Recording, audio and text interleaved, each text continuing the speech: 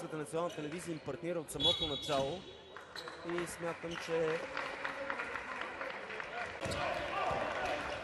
да кажем, че реферите днес са Александър Милоевич, Александър Павлов и Алия Феревски.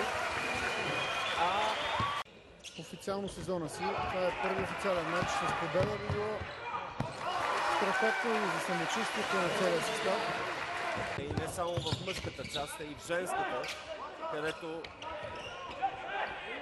оставаме без Дуна Крусев.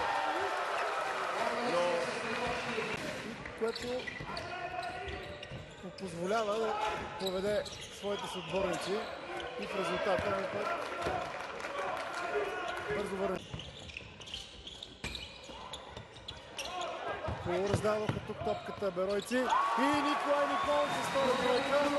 шатан микрофон при треньора на гостите. Подслуша една реч, лекция, чуждестранни имена. Всичко е много отговорно, но като че ли Берое се отпуска, продължава да се отпускат и... По крило на домакините.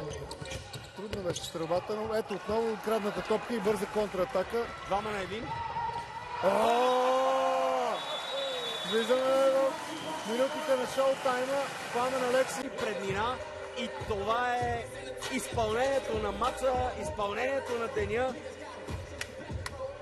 Можем да го гледаме още и още и още.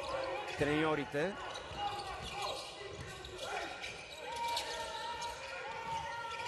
Но пък Шейн Гибсън не се вслуша в наставленията. Убедителен начин да завършат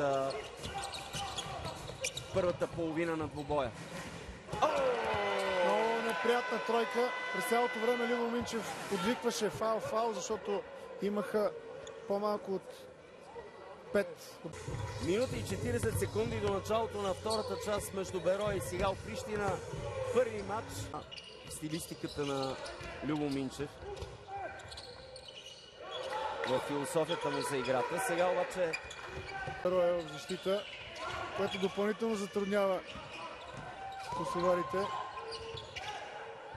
много красива атака. Много красива атака. Чудесно открадна топка на Арън Джонс и зверска забивка. Това не както Димитър Пенев беше казал, да играем защитено на 3 метра от хората в футбола. Зверска забивка тук през човек на Малком Рети. Граница от 20 точки. Когато прозвучи сирената за края на този матч, след вече по-малко 4 минути. Красиво. Динамика, много движение в нападенията на Берое. Великолепно! С каква огромна... Добре казано. Да чуем сега и Любомир Минчев, защото големия въпрос, който всички